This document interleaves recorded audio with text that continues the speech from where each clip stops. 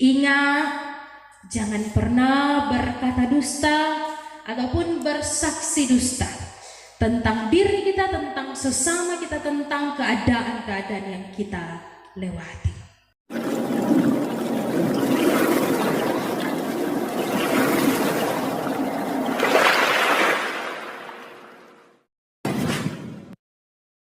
Salam sejahtera untuk kita semua, shalom.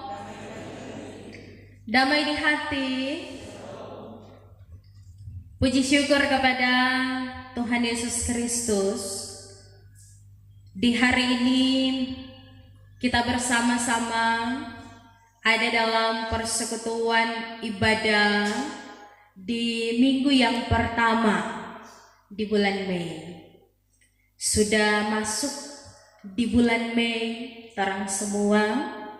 Dan tentu selama perjalanan hidup sampai saat ini selalu orang merasakan bagaimana cinta kasih Tuhan yang tak berkesudahan dalam kehidupan kita. Maka dari itu bersyukurlah kita untuk segala sesuatu yang telah Tuhan anugerahkan bagi kita. Saudara-saudaraku, jika ditanya bagi kita semua, apakah berdusta itu adalah sebuah dosa? Maka sudah pasti orang akan menjawab, iya, dusta itu adalah sebuah dosa. Tetapi mungkin dosa dusta ini yang sering kali orang lakukan, hal-hal yang biasanya orang anggap kecil, cuma badusta kecil gua, tak apa-apa. Orang semulai jase pisah. Kalau kita badusta begini berarti itu dosa kecil. Misalnya ada baku janji, baku dapat yang tamang, iyo sudah di jalan, padahal masih di tempat tidur bermain HP. Orang sepisahkan dusta kecil itu, nak apa-apa. Berbeda dengan kalau misalnya orang berdusta, orang dipercayakan satu proyek yang besar, di dalamnya orang isi semua DP data dengan hal-hal yang tidak benar, termasuk dana-dana. Itu baru orang anggap dusta yang besar. Orang kadang berpikir bahwa dusta adalah dosa yang kecil. Dosa yang besar itu ketika mencuri, ketika membunuh, dan melakukan hal-hal lain yang tidak sesuai dengan apa yang Tuhan kehendaki. Padahal segala sesuatu yang dilakukan jika menyakiti sesama kita, jika mengecewakan Tuhan Allah, semua adalah hal yang sungguhnya tidak boleh dilakukan karena itu adalah dosa. Dosa-dosa kecil atau dusta-dusta kecil ini yang orang anggap sebagai hal yang biasa, pada akhirnya akan membuat orang terbiasa untuk berucap dusta.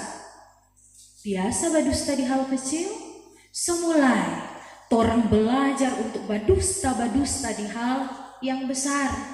Dusta-dusta kecil yang orang anggap tadinya, tetapi itu bisa membawa kehancuran yang besar, dampak yang sangat besar. Saudara-saudara, salah satu pemicu keretakan dalam rumah tangga adalah dusta. Mulai berdusta, suami berdusta tentang keuangan, istri berdusta tentang keuangan. Salah satu pasangan mungkin berdosa, cuma batamang torang, cuma kebetulan data baku bawa sama-sama, padahal di belakang semulai bermain api. Anak-anak mungkin berdusta pak orang tua, mak, pak, kita mau bayar ini. Guru dah suruh, dosen dah suruh.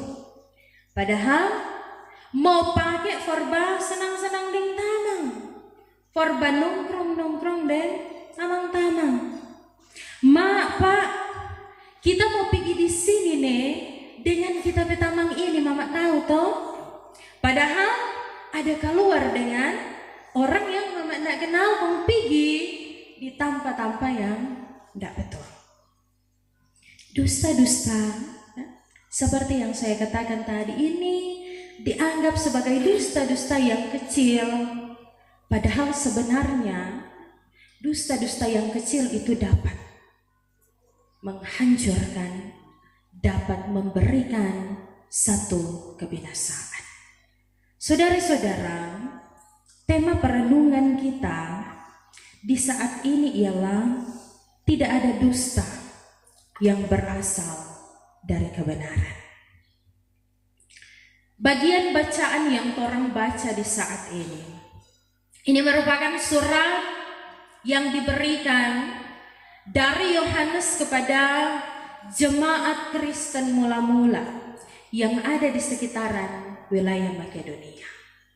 Jemaat ini berusaha untuk meninggalkan dorang cara hidup yang lama, kemudian mereka mulai melakukan hal-hal yang sesuai dengan apa yang dikehendaki oleh Yesus. Namun dalam perjalanan iman jemaat memang tidak selalu mulus. Mereka diperhadapkan dengan pergumulan, mereka dihadapkan dengan tantangan, dan pada saat itu ada nabi-nabi palsu, pengajar-pengajar sesat yang berusaha untuk menyesatkan jemaat yang tadinya mereka sudah mengenal Yesus Kristus. Pengajar sesat ini berusaha untuk membuat mereka meninggalkan iman mereka kepada Yesus. Ajaran-ajaran yang diajarkan intinya menyangkal tentang Yesus adalah Kristus, menyangkal bahwa Yesus adalah Mesias. Ajaran yang dipercayai ialah bahwa segala sesuatu yang ada di dunia ini sifatnya adalah jahat, termasuk tubuh manusia, sifatnya jahat menurut pengajar sesat ini. Lalu kemudian mereka mulai menyampaikan, tidak mungkin sesuatu yang ilahi itu menyatu dengan tubuh manusia yang jahat. Tentu ini mungkin masuk dalam akal kita manusia, masuk dalam pemikiran kita manusia. Ajaran-ajaran yang terlihat benar, tetapi sesungguhnya ajaran ini sementara menggeser kebenaran yang sejati. Maka dalam keadaan yang demikian Yohanes hadir. Dia tidak membiarkan ini kebohongan tanpa koreksi apapun. Dia tidak membiarkan masalah ini tanpa penyelesaian apapun. Yohanes hadir untuk menguatkan iman jemaat, untuk kembali mengingatkan mereka bahwa sesungguhnya keselamatan itu memang hanya ada di dalam Yesus Kristus. Dia adalah Tuhan Allah, dia adalah Mesias, dia adalah anak Allah yang hidup. Oleh karena kasih-Nya dia datang ke dunia menjadi sama dengan manusia hanya untuk menyelamatkan manusia dari dosa-dosa yang manusia lakukan. Hanya agar supaya manusia tidak memperoleh hukuman. Ini kembali ditegaskan oleh Yohanes agar supaya jemaat di tengah kebimbangan mereka tidak akan lagi bimbang, tidak akan lagi ragu, tidak akan lagi salah arah atau salah melangkah, melainkan mereka akan semakin teguh dalam iman percaya mereka. Saudara-saudara yang dikasihi dan diberkati oleh Tuhan, memang saat itu agak berat keadaan yang dialami oleh jemaat, karena ternyata ini pengajar-pengajar sesat ini bukan berasal dari luar, mar justru berasal dari dalam. Dalam ayat 19 Yohanes katakan, memang mereka berasal dari antara kita, tetapi mereka bukan bagian dari kita.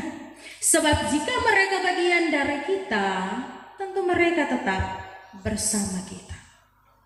Pengajar-pengajar sesat ini ternyata adalah orang-orang yang tadinya sama-sama berjemaat. Mereka ada dalam satu kelompok komunitas yang sama, tetapi kemudian rasa bahwa mereka sudah memiliki pemahaman yang lebih daripada orang lain. Mereka merasa bahwa mereka lebih pintar daripada orang lain, membuat mereka kemudian meninggalkan jemaat, membuat mereka kemudian meninggalkan komunitas itu dan mulai mengajarkan ajaran-ajaran yang tidak benar. Dan Yohanes menyebut mereka sebagai antikristus. Saudara-saudara, ini adalah suatu situasi yang memang perlu diwaspadai. Situasi dalam bacaan kita di saat ini juga terkadang jadi pada kehidupan kita di zaman sekarang ini. Zaman sekarang ini mulai banyak sekali pemikiran-pemikiran, pemahaman-pemahaman, pandangan-pandangan yang berbeda tentang sebuah kebenaran. Dan kalau orang nyandak teliti, pemahaman atau pemikiran tersebut memang terdengar benar, meyakinkan, maka disitulah kita diajak untuk tetap berpegang pada kebenaran yang sejati, untuk tetap berpegang pada kebenaran yang kuat, dan memilah segala sesuatu yang kita dengar. Segala sesuatu yang diperhadapkan bagi kita, entah itu pengajaran, pemahaman, harus orang pilih betul-betul apakah ajaran tersebut sesuai dengan yang Yesus Kristus ajarkan atau tidak. Karena apa yang orang anggap benar, kadangkala kalau cuma andalkan orang pemikiran, justru hal tersebut yang akan membawa orang, menuntun orang pada sebuah kehancuran dalam kehidupan. Nah, saudara-saudara yang diberkati oleh Tuhan, ketika dalam bacaan kita di saat ini Yohanes katakan tidak ada dusta yang berasal dari kebenaran, ini hendak menyampaikan bahwa kita tidak boleh kompromi terhadap dosa sekecil apapun. Tidak boleh kompromi terhadap dusta-dusta yang dianggap kecil sekalipun. Karena sekali lagi kalau sudah biasa berdusta di hal-hal yang kecil, ya orang akan anggap hal yang biasa itu berdusta-berdusta akan pak orang. Bercerita-cerita akan pak orang walaupun itu dusta. Orang so anggap itu hal yang biasa. Kadangkala orang mungkin juga bingung. Kadangkala orang juga mungkin diperhadapkan dengan pilihan yang orang rasa ini benar, tetapi menurut orang lain ini tidak benar. Yohanes menguatkan iman kita. Dalam ayat 20, namun kamu telah beroleh pengurapan dari Yang Kudus, dan dengan demikian kamu semua mengetahuinya. Ternyata orang-orang yang percaya itu menerima pengurapan dari Yang Kudus. Ada Roh Kudus yang Tuhan beri di tengah-tengah kehidupan kita.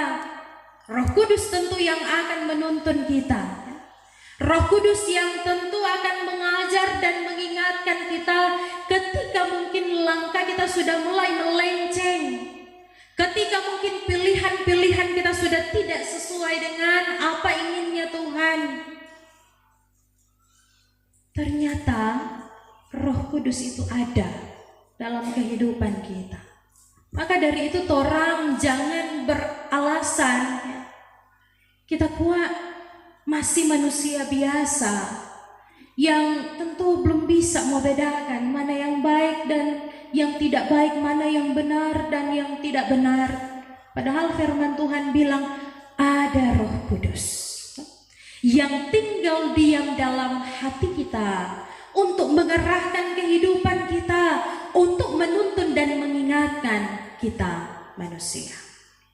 Cuma lengkali atau seringkali torang yang nyandak peka dengan suara Roh Kudus. Seringkali torang yang ndak badengar, yang pura-pura pongo. Nanti kalau pongo betul mama, baru torang merasa. Lengkali torang pura-pura ndak badengar. Roh Kudus so ingatkan, hei, jangan begitu, nyandak betul itu. Apa orang jawaban? Alah, cuma sedikit. So banyak kok kebenaran yang kita dah beki. Jadi nyandak apa-apa. Dosa-dosa yang kecil kita beki. Sama dengan seorang anak yang ketika dia bermain di luar rumah, ada orang asing yang menawarkan permen kepada anak ini. Kemudian ketika anak ini mengambil permen, sebenarnya dalam DP hati, dalam DP diri, sama dengan ada DP mama pesuara yang dah bilang, dek, kalau misalnya ada orang yang adik tidak kenal, kalau misalnya ada orang asing di luar sana yang mau kasih apapun pak adek, jangan ambil. Tetapi karena anak ini so tergiur dengan permen yang manis, permen yang enak, dia ambil, dia abaikan apa yang DP mama dia bilang. Dan benar saja ternyata itu permen so ditaruh obat-obat yang membuat kesadaran hilang, obat-obat bius. Anak ini ada dalam keadaan yang bahaya. Demikian juga kalau dalam hidup orang mengabaikan. Ini suara-suara Roh Kudus yang berusaha mengingatkan kita. Lain kali walaupun orang udah dengar, orang setel pomo karena apa? Karena kenyataan yang diperhadapkan bagi kita itu indah, manis. Apa yang ditawarkan oleh dunia menyenangkan hati kita. Sehingga peringatan-peringatan, alarm-alarm yang diberikan kepada kita abaikan. Pada akhirnya tentu ketika orang mengabaikan alarm tersebut, peringatan tersebut, sekali lagi itu hanya akan membawa kita pada sebuah kebinasaan, pada sebuah kehancuran. Maka dari itu jangan orang tergiur dengan hal-hal indah dunia ini. Dunia ini cuma sementara. Dunia ini fana, tapi kehidupan kekal sudah Tuhan janjikan bagi kita. Kehidupan kekal yang tidak ada yang bisa mencurinya dari kita. Maka dari itu diingatkan untuk hidup sesuai dengan apa yang dikehendaki oleh Tuhan. Saudara-saudara, tidak ada dusta yang berasal dari kebenaran. Jangan torang mulai kompromi nih akan dosa-dosa yang torang anggap kecil. Dusta tidak bisa digabungkan dengan kebenaran. Sebuah kebenaran tidak akan mungkin berdusta. Sama dengan segelas air putih. Air putih ini kalau torang minum seharusnya menghilangkan torang haus, menyegarkan torang. Tetapi ketika air putih ini ditetesi dengan racun, apakah air putih ini akan menghilangkan torang perasa haus? Iyo, hilang satu kali deng nyawa kan? Hilang torang pe haus, mar satu kali deng tong pe nyawa hilang. Air putih ini soalnya tidak lagi memberikan kesegaran bagi kita. Sama juga kalau torang mulai kompromi sedikit dengan dosa. Memang katanya tidak mudah kan? Nyandak semudah ketika saya memperkatakan jangan kompromi dengan dosa, jangan bikin ini, jangan bikin itu. Karena pada kenyataannya nyandak semudah membalikkan telapak tangan. Tetapi sekali lagi, orang ini dituntun oleh Roh Kudus. Jadi jadilah umat yang taat, umat yang setia. Kalau misalnya orang mendapatkan nasihat peringatan, lakukanlah itu sebisa mungkin. Torang berusaha agar supaya kehidupan yang torang jalani ini sesuai dengan apa yang Tuhan kehendaki. Saudara-saudara, satu pesan penting dari Yohanes bagi jemaat mula-mula saat itu, agar supaya mereka tetap berpegang pada kebenaran yang sejati, tetap berpegang pada sebuah kebenaran apapun itu pengajaran-pengajaran yang diperdengarkan bagi mereka. Mereka harus kuat, karena ketika mereka tidak kuat maka mereka akan gampang diombang-ambingkan oleh arus dunia ini. Ketika mereka tidak kuat maka akan gampang sekali bagi dunia ini untuk menyesatkan mereka. Tetap berpegang pada sebuah kebenaran yang sejati, bahwa hanya di dalam Yesus Kristus, hanya melalui Dia orang dapat beroleh kehidupan yang kekal. Karena apa? Karena Dia adalah jalan dan kebenaran dan hidup. Barang siapa mau pergi pa Bapa, kalau nyandak melalui Dia, nyandak melalui Yesus, tidak akan bisa. Yesus satu-satunya jalan. Ingat selalu ini, cuma Yesus yang dapat antar torang pada hidup yang kekal tersebut. Jadi jangan sampai torang justru meninggalkan apa yang telah torang imani. Bagi jemaat mula-mula Yohanes ingatkan, segala sesuatu yang telah diperdengarkan bagi mereka sejak semula, jangan lepaskan itu. Maka torang di saat ini adalah orang-orang yang sudah sangat paham tentang firman Tuhan. Sudah banyak sekali nasihat-nasihat yang torang dengar, firman-firman yang diberitakan bagi kita. Jadi jangan torang melepaskan ataupun meninggalkan ajaran ini hanya karena sesuatu yang baru, hanya karena sesuatu yang mungkin terlihat lebih indah di luar sana.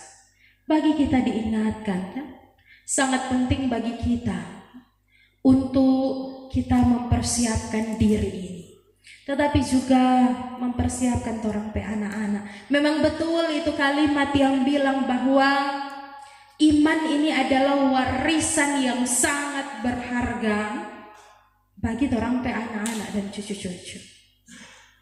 Karena kenapa dikatakan demikian? Karena ketika torang mendidik torang pe anak dalam iman, dalam kebenaran, maka sesungguhnya torang sementara mengarahkan mereka, torang sementara menuntun mereka agar supaya mereka dapat selalu menemukan jalan keluar di dalam setiap persoalan hidup yang mereka alami. Bagi kita juga demikian, torang selalu mendapatkan jalan keluar di tengah-tengah persoalan hidup yang torang alami. Ketika torang tetap terus bergantung pada Tuhan, ketika torang tetap terus bersandar pada Tuhan, maka kalau torang sayang atau orang pe anak-anak atau orang pe cucu-cucu, jangan bosan untuk mengingatkan tentang firman Tuhan, untuk memperdengarkan sebuah kebenaran bagi mereka, agar supaya dorang dapat bertahan dalam kehidupan di dunia ini. Semakin majunya zaman, semakin banyak juga hal-hal yang di luar torang pikiran sebelumnya, dan itu mungkin akan dihadapi oleh torang generasi selanjutnya. Jadi persiapkanlah mereka dengan sebaik mungkin, kan? Di tengah dunia yang nyandak pasti ini, torang memiliki sebuah harapan yang pasti di dalam Yesus Kristus. Jadi hiduplah dalam harapan tersebut. Hiduplah tetap dekat dengan Tuhan, agar supaya torang ini akan selalu dapat menemukan hal-hal baik meskipun di tengah-tengah keadaan yang buruk menurut orang. Ingat, jangan pernah berkata dusta ataupun bersaksi dusta tentang diri kita, tentang sesama kita, tentang keadaan-keadaan yang kita lewati. Karena sekali lagi, kalau orang tak biasa berdusta, maka satu waktu ketika orang berkata yang jujur, orang sudah tidak akan lagi percaya pada orang. Karena kepercayaan itu adalah hal yang sangat besar, hal yang sangat mahal. Jadi hiduplah benar, hiduplah taat seturut dengan apa yang Tuhan kehendaki. Maka orang perjalanan kehidupan ini pasti akan selalu disertai dan dituntun oleh Tuhan. Tuhan Yesus tolong dan mampukan orang semua. Tuhan Yesus memberkati kita. Amin. Firman Tuhan.